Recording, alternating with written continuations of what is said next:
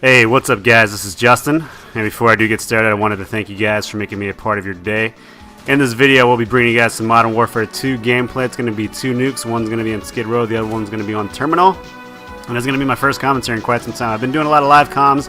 I hope you guys have been enjoying that, doing some funny stuff with the nukes and all that stuff. But there are a few, I guess, I wouldn't say issues, but a few things I would like to address in this video. So I do have to make response videos for Marcus, aka Nuckenfoob, and Joel, aka Super Cool Isaac. So I'll do Marcus's first because I think his was first. I'm not entirely sure on the timeline, but I do owe him a video, so I'm going to put that up for you guys and kind of get you guys involved in the comment section. So another thing is that with Joel, I was supposed to play, I think, League Play with him, and he was supposed to text me, but I don't think he got it. He got my number, so we'll see how that works out. But hopefully you'll see some videos in the upcoming future by both of us, and I'll try to get his response video up shortly. But before I do get into all of that, I got to talk a little bit about my channel and stuff like that. Alright, so getting right into it. If you've been a subscriber to my channel, you know that I've been doing the live comms. In general, the live comms, they're a bit easier to do because I do have software now where I can record my live audio combined with the gameplay, and you guys can kind of see what I go through and what I think when I'm playing. I think it's more exciting to watch. It's also a lot easier. I know it's this guy's going to be following me right behind me right now. I'm going to turn around and shoot him in the face. Watch this. Terminator 2 style, right? So, but the live comms are just a bit easier. Making these commentaries, it's not difficult. Nothing in general is difficult on YouTube, but it's just a little bit easier. I know you guys want to see some gameplay right there. When I play the live comms, I don't have to be as try-hardy. You know what I mean? It's you don't have to go 100 kills in one death every single time. So I just want you guys to see how I play normally because not everybody goes 100 kills every single game. I know you guys think that for the beast players. Even your best beast players don't do that. So, but I wanted you guys to see that right there, kid. So another thing about, I know it's Modern Warfare 2. I know it's an old game. Not really that many tips. But if you put the Harrier on the other side where the boxcars are, it will be right on top of the enemy spawn. And they do not flip spawns to either. And I'll tell you about the AC-130 here in a sec. But the reason why I'm telling you this is because there are some people that are subscribing to me and then they habitually thumb down the video, which, whatever you want to do, that's whatever you want to do, but they don't say why, okay? So they either don't like me or they don't like the video, but they don't tell me why.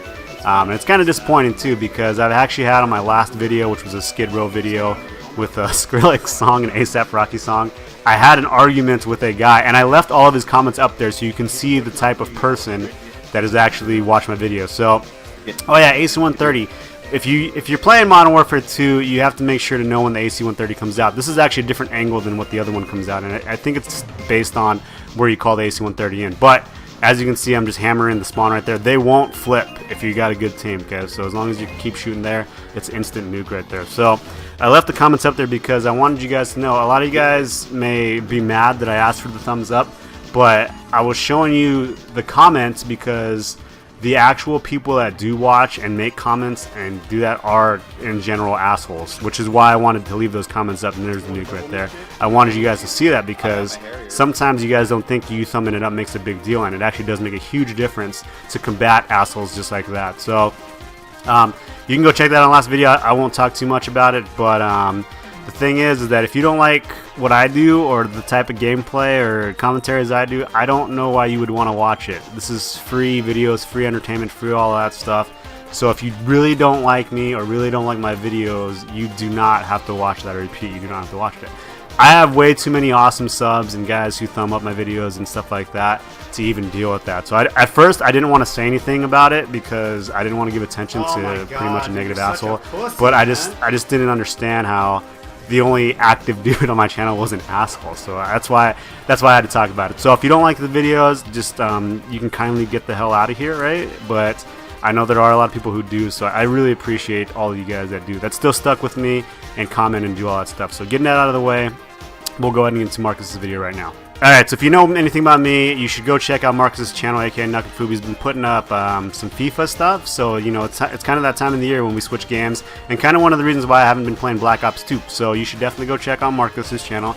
He's really busy at the moment right now because he's doing some important stuff, trying to get into that post-secondary education, that undergraduate, I don't know what it's called in England, but college, university. So he's trying to get into that. So Go check out his channel, go support him. He's been a friend of mine for quite some time. So we'll go into getting his topic. I believe his topic was nightmares. So if you ever had a nightmare, please put your nightmarish experiences in the bottom comment section. Basically, recurring nightmare for me is that I became a noob overnight. I'm just joking. Here's the big one, okay? So the only one I can remember is when my family or my parents or anybody, they're killed and I have to kill something, right? A person. But typically the person that murders my family is usually like a gorilla, half man, half something, right? Which is very, very scary. Like the person in general is very scary. And so what happens is that I end up summoning some Hulk strength, right? Some like incredible Hulk strength, and I just murder this thing, and I'm really disappointed that I'm like so vicious and so like sadistic in the way that I slaughter this animal beast, right? And I've had that nightmare a few times. Falling, dying is obviously another one, but the murder in your family, and usually when something happens, I'm always scared about how like easy it is for me to kill the other thing or person or anything like that, to grab a, you know, whatever. It's usually not I kill them with like a gun or anything like that. It's like I kill them with like a blunt hatchet or something like that. So it's very, very grotesque and morbid and everything like that. So that's my main nightmare. Another thing is that I have what's called bruxism, which is when your teeth grind. So before, my ex-girlfriend would tell me that when I grind my teeth at night when I was sleeping, it sounded like squeaking, like wheels were squeaking. That's how loud it was. So that's what I would do when I was doing that, and it was really, really loud.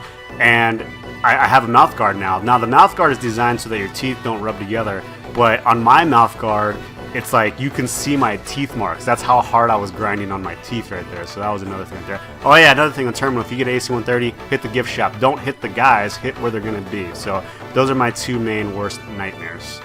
I guess to be a cheater on and keeping with the same theme, since he said nightmares, I would guess what's the best, I guess, dream you would have. Now let's try not to keep it to those one dreams, you know. Everybody has those dreams, which are awesome, but we won't talk about those.